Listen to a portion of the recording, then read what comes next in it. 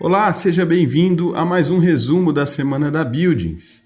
Eu sou Jean Santos, hoje é dia 5 de novembro e chegamos ao 50º episódio do nosso resumo. É uma alegria poder trazer para você aqui de forma resumida as principais notícias do mercado imobiliário corporativo. Lembrando que as notícias estão disponíveis no portal da revista Buildings e também nas principais plataformas de streaming. E se você estiver assistindo pelo YouTube, os links das matérias estão na descrição do vídeo. Então vamos para a nossa primeira matéria que foi publicada na Exame. Volta ao escritório. 3 prioridades da liderança para reconectar as equipes. Com o avanço da vacinação, as expectativas para o retorno ao trabalho no escritório são tão numerosas quanto as incógnitas. Entre as dúvidas surgidas, um dado da pesquisa global da JLL deve ser a maior preocupação para gestores e os profissionais de recursos humanos.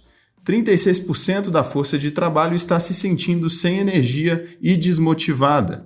A consultoria especializada em imóveis comerciais realizou a pesquisa com mais de 3.000 trabalhadores em 10 países, para medir o sentimento de bem-estar e engajamento no momento e para o pós-pandemia. E o resultado chama a atenção para uma questão que deve ganhar destaque no planejamento do retorno ao presencial, a necessidade de reconexão. No levantamento, 1/3 dos respondentes disseram que não consideram mais a empresa como um bom lugar para trabalhar e 25% relataram estar exaustos demais para cuidar do seu bem-estar. As pessoas vão sair muito transformadas e muito machucadas desse período. Mesmo quem saiu igual, ainda vai ter certa dificuldade no retorno. E a relação de confiança é o pilar para o trabalho em equipe e a alta performance, destacou a especialista em comportamento organizacional, Daniela Tesler. Washington Botelho, presidente da JLL Work Dynamics para a América Latina, comenta que o retorno ao escritório tem tido um quórum abaixo das expectativas. Abre aspas. O escritório voltou e não necessariamente funcionou. Se a expectativa era ocupar de 25% a 30%, tenho ouvido de executivos que a adesão é em torno de 5% a 10%. Fecha aspas. Botelho explica que antes, trabalho era representado por um local e houve uma quebra dessa mentalidade desde o início da pandemia.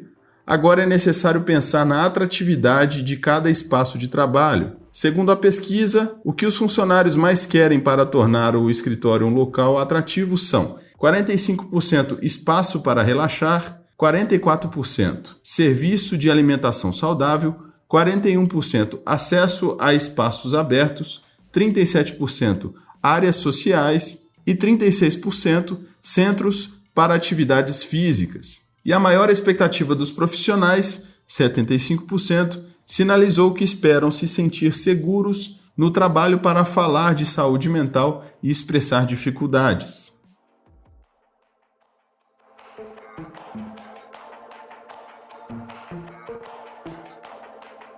A nossa próxima notícia foi publicada no Estadão. Blue Macau pretende comprar mais de R$1 bilhão em imóveis até o fim de 2022. A gestora de investimentos Blue Macau está com apetite de mais de R$1 bilhão em imóveis. A companhia pretende aumentar sua carteira de ativos sob gestão para R$4 bilhões até o fim do ano que vem. Recentemente, atingiu o patamar de R$2,8 bilhões com a aquisição de 6 andares do edifício Pátio Vitor Malzone, na região da Faria Lima, na capital paulista, por R$365 milhões, em uma das maiores transações imobiliárias do ano, em parceria com a Catuai Asset. O grupo procura empreendimentos que possa espremer e tirar mais suco do que o rendimento atual. Esse é o caso de prédios comerciais com baixa ocupação ou contratos de aluguéis defasados. A estratégia da gestora é fazer pequenas reformas, buscar inquilinos e negociar por valores mais altos. Foi assim, por exemplo, na compra de 1/3 da Torre Oeste do Centro Empresarial Nações Unidas, vizinho do Hilton, na Marginal Pinheiros, cuja área adquirida estava inteiramente desocupada. Após uma requalificação, os espaços foram locados para a Pet Love e Horizon. Os principais alvos são os prédios de escritórios e hotéis urbanos, com muitos espaços vagos em meio à pandemia. O maior risco do investimento, entretanto, está nos chacoalhões da economia brasileira, que podem adiar o crescimento das empresas, eventos e viagens de negócios. O portfólio da gestora é composto hoje por R$ 1 bilhão em galpões logísticos, R$ 580 milhões em prédios corporativos, além de hotéis, fundo de fundos e certificados de recebíveis.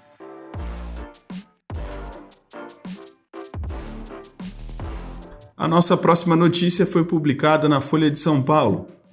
Reabertura e alta da Selic guiam apostas no mercado de fundos imobiliários.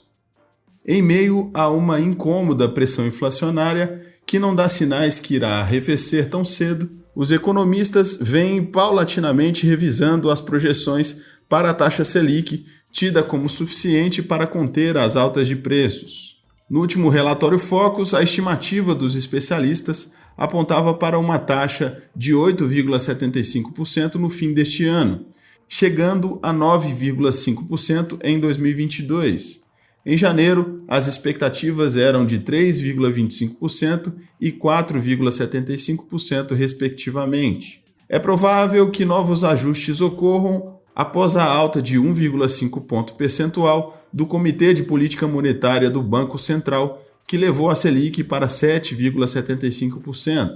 Além de reduzir a atratividade das ações da Bolsa, o aumento dos juros, que subiram ainda mais nos últimos dias, por conta das incertezas sobre a política fiscal do governo, tem causado impactos negativos para o mercado imobiliário.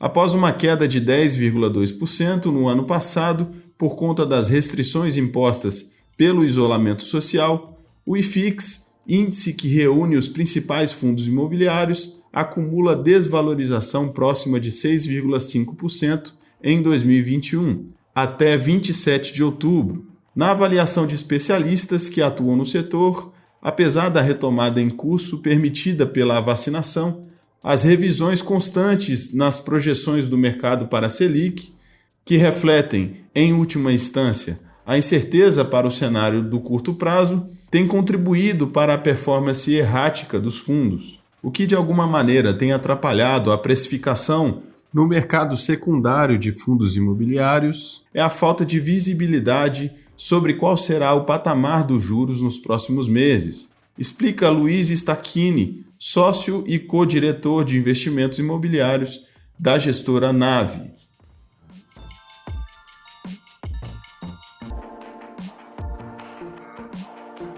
A nossa próxima notícia foi publicada no Valor Econômico.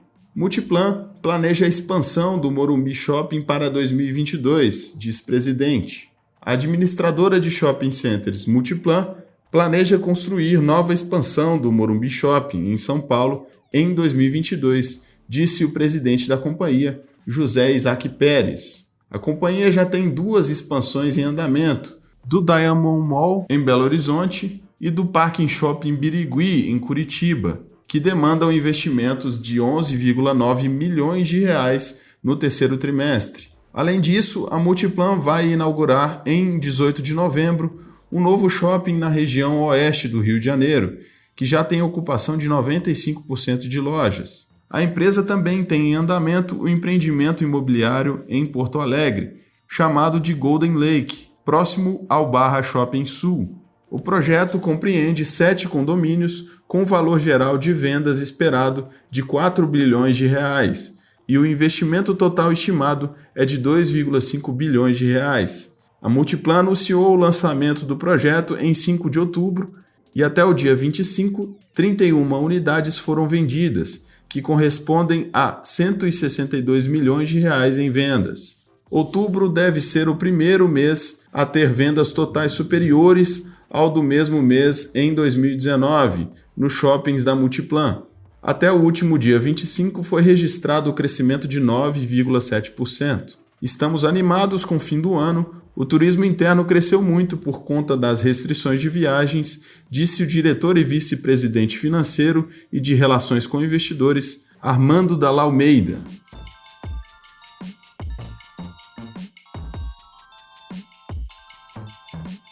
A nossa próxima notícia foi publicada no portal G1.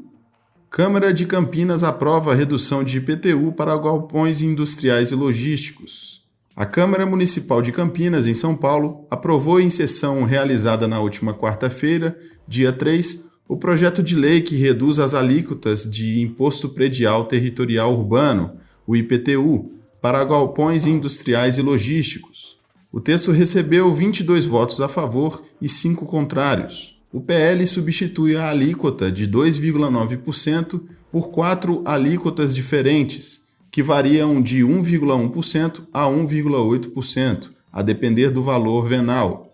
A proposta sobre redução do IPTU para galpões foi apresentada pela Prefeitura em setembro. À época, ela destacou que o objetivo é atrair investimentos em logística, abrir vagas de emprego e reduzir a ociosidade de espaços, estimada em 80% durante estudos da proposta. Por outro lado, a medida deve gerar renúncia fiscal de 15 milhões de reais para o próximo exercício. A administração estima que a medida econômica deve beneficiar aproximadamente 500 empresas e que a atração de novas empresas e negócios também deve viabilizar investimentos em infraestrutura e mobilidade na cidade.